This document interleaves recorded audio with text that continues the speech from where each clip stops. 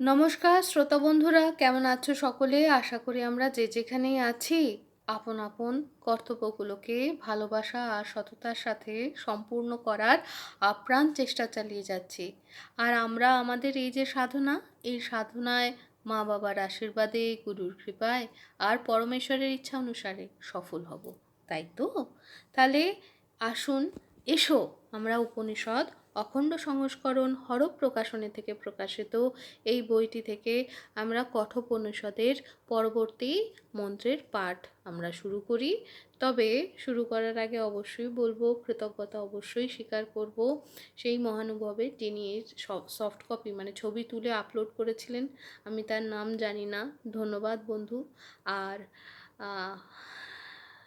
আর অনুবাদ আর সম্পাদনা যারা করেছেন তাদেরকেও বিনম্র শ্রদ্ধা, অতুল চন্দ্র সেন, শ্বেতানাথ তত্ত্বভূষণ আর মহেশচন্দ্র ঘোষ মহাশয়। তো এসো শুরু করি কঠোপনিষদে পরবর্তী মন্ত্রের পাঠ। তো প্রথমে শান্তি পাঠ দিয়ে শুরু করি, যাতে মন হয় শান্ত, নির্বিকার, যাতে তার প্রতিফলন আমরা ভালোভাবে বুঝতে পারি। ওং সহ নাবধতু সহনৌ ভুনক্তু সহ বীর্যং করবাবহৈ তেজস্বী নাবধিতমস্তু মা বিদ্বিষাবহৈ। ওম শান্তি শান্তি শান্তি। অর্থাৎ আচার্য ও শিষ্য আমাদের উভয়কে ব্রহ্ম তুল্যভাবে রক্ষা করুন। ব্রহ্ম আমাদের উভয়কে বিদ্যাফল যেন তুল্যভাবে ভোগ করান। আমরা উভয়ে যেন সমভাবে বিদ্যালাভের উপযুক্ত বীর্য সামর্থ্য অর্জন করতে পারি। আমাদের অধ্যয়ন বীর্যশালী হোক, অর্থাৎ আমাদের লব্ধ বিদ্যা সফল হোক। আমরা যেন পরস্পরকে বিদ্বেষ না করি। আমাদের আধ্যাত্মিক, আধিদেবিক ও আধিভৌতিক এই ত্রিবিধ বিঘ্নের শান্তি হোক। তো আমরা এর আগে আমরা যেখানে দেখছি যে নচিকেতা এবং যমরাজ, তার মধ্যে কথোপকথন হচ্ছে এবং তিনি আত্মজ্ঞান দিতে তাকে আরম্ভ করেছেন।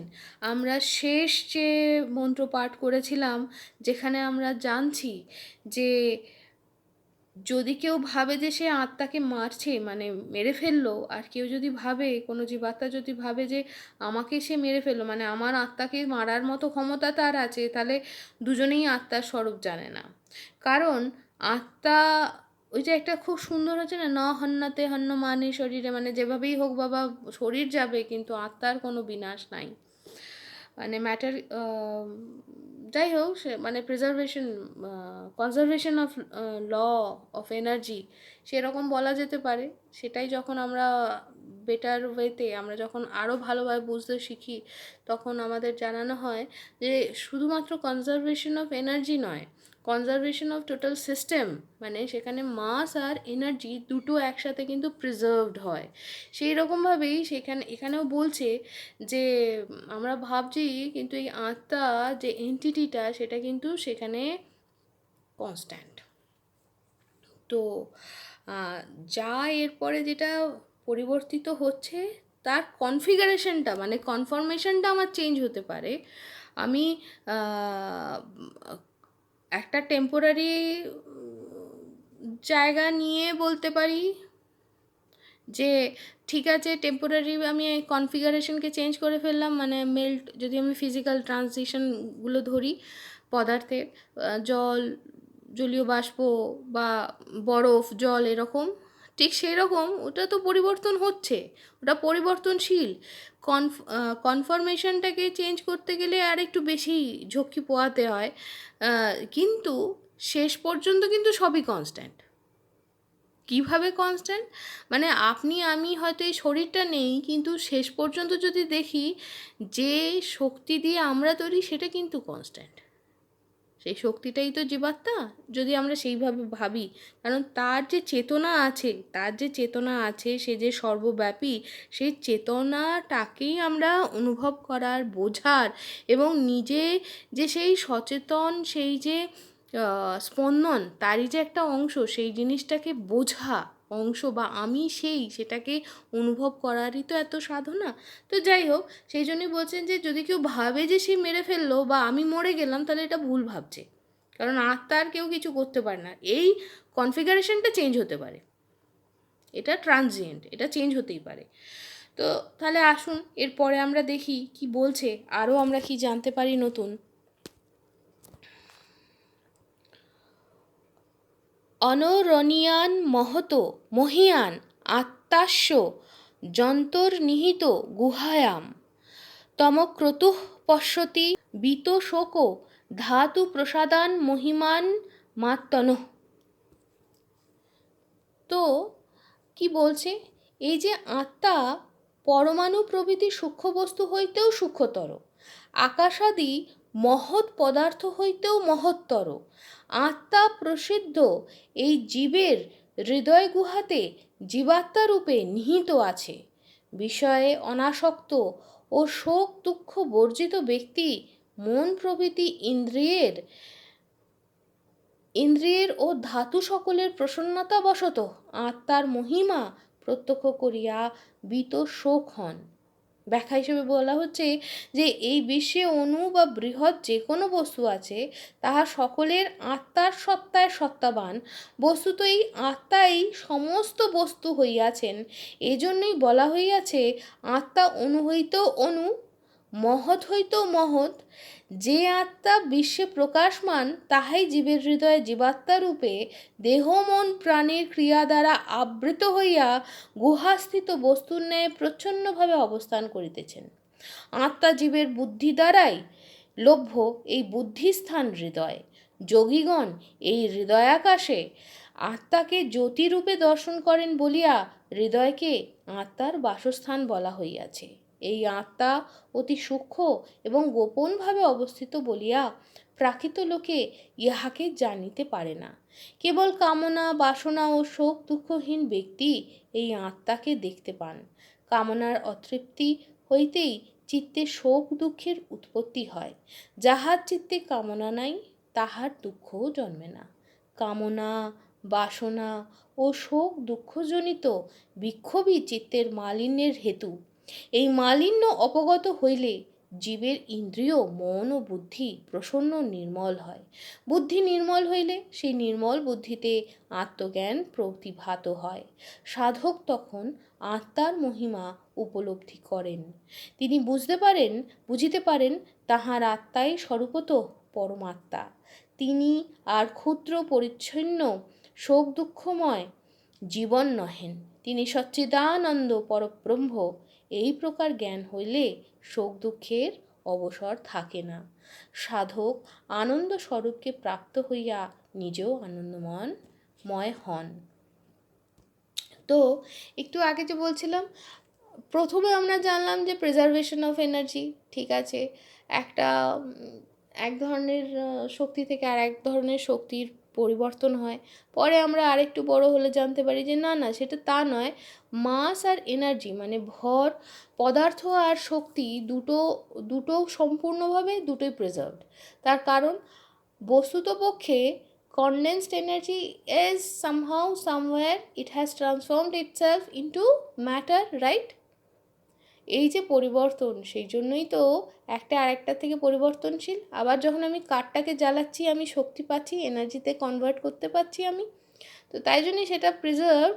এই যে ট্রানজিশন, এই যে বোঝাটা যে কাঠটাও শক্তি আর সূর্যের থেকে যে তাপটা আসছে সেটাও শক্তি, যে রেডিয়েশনটা আমি দেখতে পাচ্ছি না সেটাও শক্তি, এবং সব কিছুই শক্তি কিন্তু বিভিন্ন ফর্মে আছে। এইটাই রিয়েলাইজ যখন কেউ করবে, তখন সে তার এই বোধটা আসাটা খুব স্বাভাবিকভাবে সম্ভব। যদিও মানে জানা আর বোঝার মধ্যে পার্থক্য আছে। যে আমি জানলাম, হ্যাঁ, আমি যে ঝালমুড়িটা খাচ্ছি তাতে মুড়ি আছে, কাঁচা লঙ্কা আছে, নারকেল কোড়া আছে, অনেক কিছু আছে, আলু সেদ্ধ আছে, ছোলা সেদ্ধ আছে, সব আমি জানলাম। কিন্তু বোঝা মানে আমি সেটার স্বাদ, কোনটা কী স্বাদ দিচ্ছে, আমি ভালোভাবে মানে সেই স্বাদের আস্বাদন করতে পারছি কিনা, সেটা একটা জানা আর বোঝার মধ্যে ডিফারেন্স আছে নিশ্চয়ই। তো দেখা যাক, আমরা এইগুলো পড়ছি বা একসাথে জানছি সেই বোঝার কাজটা ভালোভাবে যাতে শিখতে পারি, তাই জন্যই। তো শক্তিটা এক, সেই শক্তি আবার নিজেকে রূপান্তরিত করেছে পদার্থে, সেইটুকুনি সেই জায়গা থেকে যখন আমরা বুঝতে পারছি, আমরা তখন বলছি যে আত্মা অবিনশ্বর, তাই তো? তাহলে আমি একটা জায়গায় আমরা কিন্তু এর আগে আমরা পড়েছি কেনোপনিষদে, সেখানে আমরা পড়েছি যে ব্রহ্ম প্রকাশিত এবং অপ্রকাশিত এই দুইভাবেই বলা হয়, কিন্তু এই দুই মানে প্রকাশিত মানে যা আছে যা নেই সব কিছুই ব্রহ্ম। তার মানে আমি যে বুঝছি যে শক্তিটাও আমি টের পাচ্ছি আর পদার্থটাও আমি টের পাচ্ছি, সেটা ব্রহ্ম তো নিশ্চয়ই, সেটা একে অপরের মধ্যে ট্রান্সফর্ম হচ্ছে, সেটাও ব্রহ্ম, খুব ভালো কথা। কিন্তু তারপরেও যা নেই সেটাও ব্রহ্ম। কিন্তু যদি সব কিছুই ব্রহ্ম হয়, যদি আত্মা অবিনশ্বর হয়, তাহলে আমি এটা বলতে পারি যে আমি একটা খুব একজন ফিজিসিস্টের একটা এক্সপেরিমেন্ট ছিল, আপনারা খুঁজলে পাবেন, যে তার মতে আমরা যদি একটা ক্লোজড সিস্টেমে, একটা যদি কাঁচের জারের মধ্যে, একটা বদ্ধ জারের মধ্যে একটা আপেলকে রেখে দিই, অনন্তকাল যদি রেখে দিই, কি হবে? ওই কাঁচের জারটার মধ্যে বদ্ধ যে সিস্টেমটা, আমরা একটা ক্লোজড একটা সিস্টেম করলাম, যার আমি বাইরে থেকে কোনো টেম্পারেচার মানে এমন একটা ক্লোজ সিস্টেম যে যেখান থেকে বাইরে থেকে কোনো শক্তি বা কোনো মাসের ফ্লো হবে না, মানে আউটার এনভায়রনমেন্টের বা সিঙ্কে কিছু যাবে না। তো সেই অবস্থায় যদি আমরা রেখে দিই, তাহলে আমরা দেখব যে আপেলটা ধীরে ধীরে ওই কাঁচের জারের মধ্যে, আমি যদি এরভাবে ভাবি যে সেই কাঁচের যে আমি জারটা বলছি, সেই কাঁচের জারটির মধ্যে, এটা তো পুরো চৌকো একটা কাঁচের জার, তো এই কাঁচের জারের মধ্যে যে আপেলটা আমি রেখেছি, তার সঙ্গে কি আছে? আপেল আছে, পাতা আছে, আর এই হাওয়া আছে। আমি তো ভ্যাকুয়ামে রাখিনি, আমি যদি হাওয়াতেই রেখে দিই একটা সময়, মানে এই কাঁচের বদ্ধ সিস্টেমটার মধ্যে, তখন আমরা দেখব যে আমি যদি অনন্ত সময় দিই, এই আপেলটা পচবে, পচে মানে নষ্ট হয়ে গিয়ে আবার একটা সময় এরকম আসবে যে এখানে সব কিছু মানে একটা সময় আমরা আবার আপেলটাকে ফিরে পাবো, যে অবস্থায় আমরা রেখেছিলাম সেই অবস্থায় আবার পুনরাবৃত্তি হবে। তো আমাদের এই যে রিয়েলাইজেশন, এই রিয়েলাইজেশন যে যখন আমরা বুঝতে পারি যে জীবাত্মাই পরমাত্মা, আমরা সেই মুহূর্তে আমরা এই নিজেদেরকে এই ফ্রিডমটা দিচ্ছি যে আবার আপেলটাকে পুনরায় তৈরি করা। মানে আমি এনার্জি, আমি এটা জানি, আমি আত্মা, আমি আবার নিজেকে রিক্রিয়েট করতে পারি। তো এই যে স্বাধীনতা, এই মুক্তিটা দেয়। তো সেই জন্যই এখানে বলছে যে আত্মা, এই রিয়েলাইজেশনটা যে কেউ কাউকে ভাঙতে পারে না, মারতে পারে না। হ্যাঁ, যা চেঞ্জ হচ্ছে সেটা হচ্ছে কনফিগারেশন, কিন্তু আমি কনফার্মেশন মানে একটা পার্টিকুলার, আমি একটা যদি বলি আমি একটা কাগজ নিয়েছি, সেটাকে জ্বালিয়ে দিলাম, তাহলে we are destroying the conformation of that molecular structure, but still আমরা কোনো না কোনোভাবে we are actually dissociating that complex structure into simpler structure. মানে আমি একটা সেলুলোজিক স্ট্রাকচার থেকে আমরা সেটাকে কার্বন ডাইঅক্সাইড, কার্বন মনোক্সাইড, খানিকটা সালফার ডাইঅক্সাইড, খানিকটা ওয়াটার ভেপার, এগুলোতে ট্রান্সফর্ম করেছি, কিন্তু এটাও পসিবল যে আমি এগুলোকে আরও ভেঙে একটা জায়গায় এরকম করে দিতে পারি যে I can release the atomic energy, মানে অ্যাবসোলিউট এনার্জি। তার মানে আমি এটা বুঝতে পারলাম যে আমি সবগুলোকেই মানে আমি যদি সেভাবে দেখি, তাহলে কাগজটাও এনার্জিরই একটা ডিফারেন্ট ফর্ম। এনার্জি যদি নষ্ট না হয়, বিনষ্ট না হয়, যদি সেটা প্রিজার্ভ, তাহলে সেটাও preserved. I can recreate it, but it will take time, but we can recreate it, we can we can create something back. তো এই যে রিয়েলাইজেশন, এই রিয়েলাইজেশনের জন্যই আমরা এত কিছু করে যাচ্ছি। তো যাই হোক, এরপর আমরা দেখব যে এরপর আমরা দেখছি যে এই যে 49তম যে শ্লোকে আমাদের তাই জন্যই বলছে যে মানে একটা খুব বড় একটা সায়েন্টিফিক একটা মানে অ্যাক্লড আমি বলতে পারি যে এখানে বলছে যে পরমাণু অপেক্ষাও সূক্ষ্ম। The realization they knew যে there is the concept of atom and atom, পরমাণু, তার থেকেও সূক্ষ্ম সাব অ্যাটমিক লেভেলে গিয়ে তিনি বলছেন যে তার অপেক্ষাও সূক্ষ্ম। আমরা সেটাকে আত্মা ভাবছি এখনকার নলেজের বোধের ওপরে, তাই জন্যই বলছেন যে সেইটা অপেক্ষাও সূক্ষ্ম। আবার ম্যাটার অ্যান্টি ম্যাটার অনুযায়ী, সেই অনুযায়ী যদি ডার্ক ম্যাটার আমরা যদি বলি, সেটা এলিভেটেড, পুরো আকাশ হইতেও মহান, অণু থেকে অণুতর, আর সেই অণু তো মলিকিউল হয়ে যায়, পরমাণু থেকেও পরমাণুতর বলা যায়। এবং তার সাথে বলছে মহৎ হইতেও মহৎ, আকাশের চেয়েও বড়, কারণ সর্বব্যাপী সব কিছুই। আমরা যদি সেই লেভেলে দেখি যে space that is not purely vacuum, সেখানে বলা হয় that is filled with proton, hydrogen atoms, sorry hydrogen ion. তো হাইড্রোজেন আয়ন কি? প্রোটনস। সেটা that is filled with everything, right? তো সে তার চেয়েও বড়, সমস্ত স্পেস ব্যাপী। আর এই যে মহৎ হইতেও মহত্তর, এই যে কনসেপ্টটা, এই কনসেপ্টটা কিন্তু আমরা কেন উপনিষদ বা এই উপনিষদগুলির থেকেই পেয়েছি। যে আমাদের বলা হচ্ছে যে যা রয়েছে, যা প্রকাশিত, যা অপ্রকাশিত, সব কিছুই, মানে যা existing and non existing, everything is supreme, মানে এভরিথিং ইজ পরম ব্রহ্ম, তাই তো? তো সেই কনসেপ্টে এখানে বলছে যে অণু থেকে অণুতর বা পরমাণু থেকে পরমাণুতর, কারণ এখানে পরমাণু কথাটা হয়েছে। যদি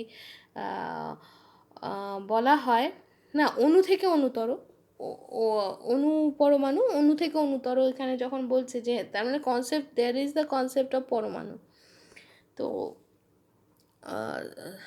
পরমাণু এবং তার থেকেও ছোট সেই জায়গায় তার এনার্জি, আবার আকাশ থেকেও বড় সেই যে কেন?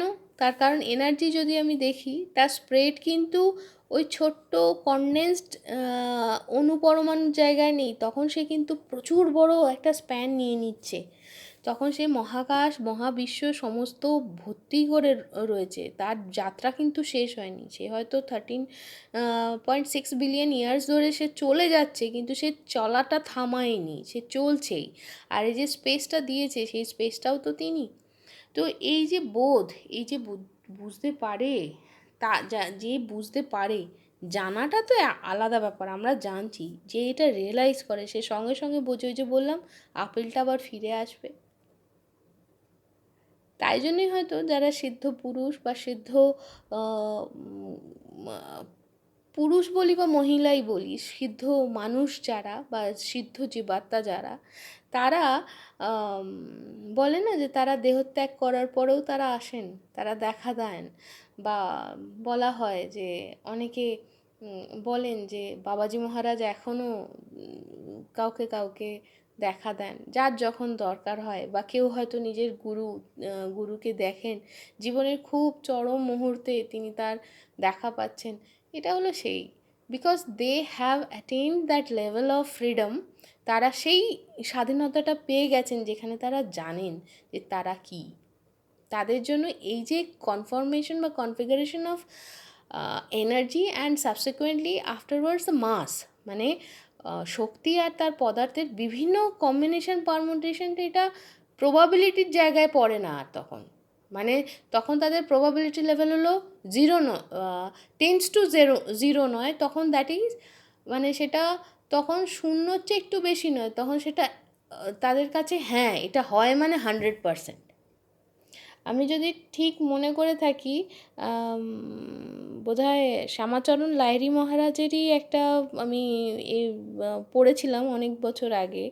সেখানে তিনি বলছেন হয় শ্যামাচরণ লাহিড়ী মহারাজ নয়তো বামাখ্যাপা, কারোর একজনের, এটা আমি পড়েছিলাম মহাজীবনের কথায়।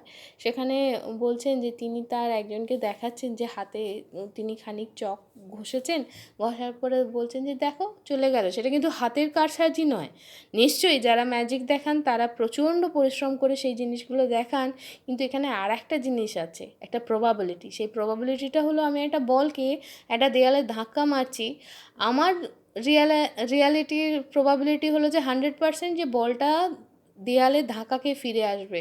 কিন্তু যদি সমস্ত প্রবাবিলিটি, সমস্ত অপশনকে আমরা স্বীকার করি, তাহলে there will be a chance যেখানে একবার হলেও বলটা কিন্তু দেয়াল ভেদ করে চলে যাবে। এই যে মহাপুরুষের কথা বলছি, তিনি সেই প্রবাবিলিটিটার ওপর 100% কমান্ড রেখেছেন, যে সেই স্পেস টাইমে তিনি প্রত্যেকটা মলিকিউল, অ্যাটম, দেয়াল এবং সেই বলের অ্যাটমের যে রিদম, সেই রিদমটাকে এমনভাবে কি বলবো, ইম্পোজ করতে পেরেছেন, কন্ট্রোল এমনভাবে করেছেন যে প্রত্যেকটা অ্যাডিটিভ নয়, প্রপার আউট অফ ফেজে গিয়ে একে অপরকে নালিফাই করেছে, তাই জন্য বলটা ভেদ করে চলে গেছে। তো এটা একটা বলা যায় যে the supreme supreme level of knowledge, সেই জায়গাটায় আমরা হয়তো পৌঁছতে পারি যদি তার কৃপা থাকে, সেই অনুশীলন হয়। তো যাই হোক, আজকে আপনাদের সঙ্গে এই যে জিনিসটাকে জানার যে প্রক্রিয়ায় আমরা যে জানলাম, এটাই অনেক বড় কৃপা, তার গুরুদেবের, মা বাবার আশীর্বাদ, ভগবানের ইচ্ছা। আশা করব আমাদের এই যে বোঝা, এই যে জানা, এই জানাটা আস্তে আস্তে এগিয়ে যাবে, আমরা এগোতে পারবো। অনেকগুলো জায়গায় উচ্চারণে ভুল হয়েছে, নিজ গুণে ক্ষমা করে নেবেন। আর তাহলে আজ আসি, সকলে ভালো থাকবেন, কেমন? টাটা।